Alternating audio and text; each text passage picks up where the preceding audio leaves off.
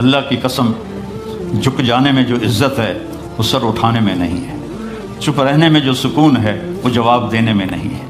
ایک عورت نے پوچھا، یا رسول اللہ میرے خامند کا میرے اوپر کیا حق ہے؟ آپ نے فرمایا تیرے خامند کے جسم پہ پھوڑے نکل آئیں اور ان میں گندا پانی جمع ہو جائے اور تو زبان سے چاٹ چاٹ کے اس کے زخم صاف کرے تو بھی تو نے خامند کا حق ادا نہیں کیا۔ دونوں کو بیلنس کیا ہے۔ بہترین مسلمان وہ ہے جس کا بیوی کے ساتھ اچھا سلوک ہو۔ جب تک آپ کو صبر اور برداشت کرنا نہیں آئے گا آپ کی زندگی خوبصورت نہیں ہو سکتی۔ غصے کو پینا سیکھو، غصے کو دبانا سیکھو، غصے کے وقت چپ رہنا سیکھو تو آپ کی زندگی بڑی خوبصورت ہو جائے گی۔ دل دریا سمندروں ڈوبے کون دلانیاں جانے ہو، وچے بیڑے وچے جھیڑے وچے ونج مہانے ہو۔ میرے نبی نے گھروں کو آباد کرنے کا ایک خوبصورت طریقہ بتایا کہ اس زبان پہ قابو کر لو، اس زبان پہ قابو کر لو، خاموش رہنا سیکھ لو۔ غصے کے بیوی کو غصہ چڑھ جائے تو خامند چپ کر جائے، خامند کو غصہ چڑھے تو بیوی چپ کر جائے تو آپ کا گھر خوبصورت رہے گا۔ اگر دونوں ہی آگ لگ گئی اور دونوں ہی بولنا شروع ہو گئے تو آپ بھی گئے، آپ کے بچے بھی گئے۔ اپنی زبان پہ قابو پانا سیکھو۔ ہماری ایک دھوبن تھی ماسی شریفہ، فوت ہوگی بھی شریف، وہ تھی بڑی لڑاکی، چھوٹے قادی آئی تو چنگا شرلی پٹاخہ ہے، تو وہ آئی میری بہن کے پاس، کہتی بی بی میری نوواں میرے نال بڑا لڑدیاں، لڑتی آپ تھی، میری نوواں میرے نال بڑا لڑدیاں، میں نے کوئی تویز دے کہ ساریاں میریاں نوکر بن جانا۔ اب میری بہن کو تو پتہ تھا کہ ماشاءاللہ آپ سوا سیر ہے، تو میری بہن تویز گنڈے کا ہمارے ملک میں بڑا رواج ہے، تو ایسے الٹی سیدھے لکیریں لگا کے نا تو رول کر کے چھوٹا سا بنا کے نا کہا کہ ماسی جب تیری لڑائی ہونے لگے تو یہ تعویذ تم نے یہاں رکھ لینا اور چک مار لینا ہے اور اس کو گرنے نہیں دینا، گر گیا تو تیری خیر کوئی نہیں۔ اور اس نے کیا کیا، اس کو چپ کروانے کا طریقہ، تو تعویذ کی تو بڑی اہمیت ہوتی ہے۔ تو ایک ہفتے کے بعد آ گئی، بی بی تو بڑا چنگا تعویذ دیتا، ساری لڑائی ختم ہو گئی کیونکہ ماسی شریفہ چپ ہو گئی۔ تو یہ سب ان عورتوں کو بھی تعویذ دیتا ہوں، ماسی شریفہ والا آپ کو بھی دیتا ہوں۔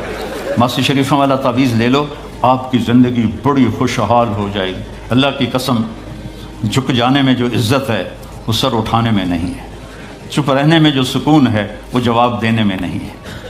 آپ خاموش رہنا سیکھو، آپ اپنے بچوں کو عزت دینا سیکھو، اپنے بچوں کو ٹائم دیا کرو۔ یہاں مرد کی بھی جاب ہے، عورت کی بھی جاب ہے، تو بچے نظر انداز ہوتے ہیں، ان کو ٹائم دو۔ میرے نبی نے فرمایا اکرموا اولادکم، اپنی اولاد کو عزت دو، اور آپ نے فرمایا خیرکم خیرکم لأہلہ، سب سے بہترین مسلمان وہ ہے جو بیوی سے اچھا سلوک کرے۔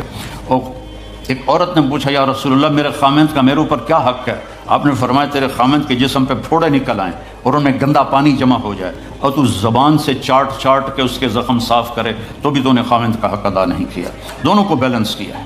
بہترین مسلمان وہ ہے جس کا بیوی کے ساتھ اچھا سلوک ہو۔ آپ نے 11 شادیاں کی، یہ شوق کی نہیں تھیں، یہ اللہ کے حکم کی تھیں اور ہمیں زندگی سمجھانے کے لیے تھیں کہ آپ یہاں رہو یا کہیں اور جگہ رہو، جب تک آپ کو صبر اور برداشت کرنا نہیں آئے گا آپ کی زندگی خوبصورت نہیں ہو سکتی۔ غصے کو پینا سیکھو، غصے کو دبانا سیکھو، غصے کے وقت چپ رہنا سیکھو تو آپ کی زندگی بڑی خوبصورت ہو جائے گی، بہت حسین ہو جائے گی۔ زندگی اندر ہے، باہر نہیں۔ اب رود رائس میں چڑھ کے کوئی اچھی زندگی نہیں گزار رہا ہے، لائف تو اندر ہے۔ دل دریا سمندروں ڈوبے کون دلانیاں جانے ہو، وچے بیڑے وچے جھیڑے وچے ونج مہانے ہو۔ یہ اندر ہے، لائف اندر ہے۔ اور کیا لطف انجمن کا جب دل ہی بجھ گیا ہو، جب اندر بجھا ہوا ہو تو پھر باہر کی چیزیں کوئی مزہ نہیں دیتی۔ عاصم کے مرنے کے بعد ہمیں کوئی شے اچھی نہیں لگتی، حالانکہ لائف ہر نعمت موجود ہے، سب کچھ موجود ہے۔ میرے بیٹے کا نام عاصم تھا جو فوت ہوا ابھی جو 36 سال کی عمر میں، تو کوئی شے اچھی نہیں لگتی کہ اندر ویرانی آ گئی۔ یہ اندر میں خوشحالی ہو، اس کے لیے صرف ایک ہی دوا ہے، وہ ہے محمدی بننا اور محمدی اخلاق کو اختیار کرنا، اللہ کے نبی کے طریقے پر چلتے ہوئے اپنی جان سے لڑائی لڑنا۔ ایک ہمارا دوست تھے، وہ تبلیغ میں گئے تو ان کو داڑھی رکھنے کا شوق ہو گیا، اب بیوی ان کی رکاوٹ بنے، کیا داڑھی رکھو گے تو مجھے طلاق دینی ہوگی۔ اب وہ کافی دیر بیچارے سوچتے رہے، ایک دن ان کو ترکیب سوچی، آ کے بیگم سے کہنے لگے میرا جی چاہ رہا ہے کہ میں دوسری شادی کروں۔ لیکن میں سوچتا ہوں پہلے داڑھی رکھوں یا پہلے شادی کروں. تو ان کی بیگم نے کہا پہلے داڑھی رکھ لو، پہلے داڑھی رکھ لو. تو ایسے اپنی بیگمات کو مناؤ پیار محبت سے. عزت تو نبی کے طریقے میں ہے. نبی کا طریقہ چھوڑ کے میرا والد مجھے ڈاکٹر بنانا چاہتا تھا، تو آج میں یہاں کھڑا ہوتا. اگر میں ڈاکٹر ہوتا، میرا چھوٹا بھائی ڈاکٹر ہے، بہت اعلیٰ ڈاکٹر ہے، تو میں یہاں کھڑا ہوتا. مجھے یہاں میرے نبی کا طریقہ لے کر آیا ہے، میرے نبی کی سنت لے کر آئی ہے، میرے نبی کی زندگی لے کر آئی ہے. اور آپ جس محبت سے تشریف لائے ہیں اس کے پیچھے میرے نبی کی زندگی ہے. تو اللہ کی قسم عزتوں کا خزانہ ہے میرے نبی کی پاکیزہ زندگی. تو آپ نے ہمیں پوری زندگی گزار کے دکھایا. حضرت عائشہ کی دلداری فرما رہے ہیں. عائشہ انہو لیہون علی ان اریتک زوجتی فی الجنہ. عائشہ مجھے تو جب سے پتہ چلا ہے تو جنت میں میری بیوی ہے، میرے لیے تو مرنا ہی آسان ہو گیا ہے. بھلا جس نے رب کو دیکھا ہو اس کے لیے کسی اور کی حاجت رہ جاتی ہے؟ باقی یہ صرف دلداری کے لیے تھا. ایک دوسرے کی تعریف کرو، ایک دوسرے کے لیے اظہار محبت کرو.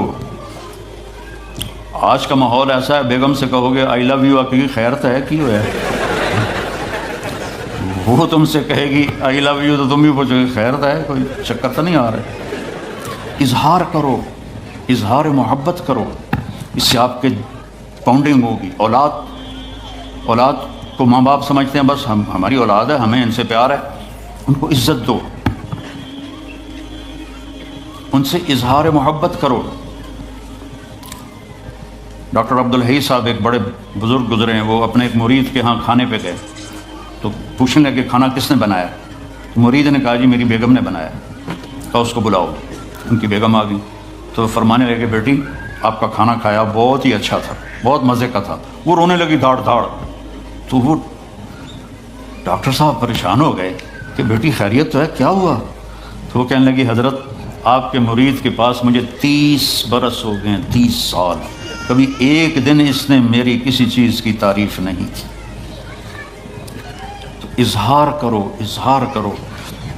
حضرت فاطمہ وہاں سے دروازے میں داخل ہو رہی ہیں. آپ کمرے میں بیٹھے ہوئے ہیں یا لیٹے ہوئے ہیں یا کرسی پر ہیں یا زمین پر ہے. جو ہی حضرت فاطمہ تھے تو ایسے تیزی سے آگے بڑھتے تھے، وہیں نہیں کھڑے رہتے تھے. اور ایسے حضرت فاطمہ کا ہاتھ پکڑ لیتے تھے اور اس کو یہاں بوسہ دیتے تھے، اور کبھی ماتھے کا بوسہ لیتے تھے. پھر ہاتھ پکڑے پکڑے ان کو ایسے لاتے اور چارپائی پہ بٹھاتے، اس کے بعد خود بیٹھتے تھے. یہ میرے نبی کی عزت ہے اولاد کے ساتھ. یہ عزت دو، وہ تمہارے رہیں گے، تمہارے بن کے چلیں گے. ان کو نصیحت کی ضرورت نہیں ہے، ان کو تمہارے پیار کی ضرورت ہے. اور جب اللہ کے نبی حضرت فاطمہ کے گھر جاتے تو حضرت فاطمہ یہ کرتی تھی، وہ کھڑی ہو جاتی، آگے بڑھ کر اللہ کے نبی کے ماتھے کا بوسہ لیتی، پھر ان کا ہاتھ پکڑ کے ان کو چارپائی پہ بٹھاتی، پھر خود نیچے بیٹھتی تھی. تو اظہار بہت بڑی دوا ہے، بہت بڑی غذا ہے. انسان محتاج ہوتا ہے اچھے کیے کہ وہ تعریف چاہتا ہے. خوشامد نہیں ہے، خوشامد حرام ہے، اور تعریف واجب ہے کہ اس کی حوصلہ افزائی کرو. تو یہ آپ کے بڑے گھر سے اور بڑی گاڑیوں سے آپ کی زندگی خوبصورت نہیں بنے گی.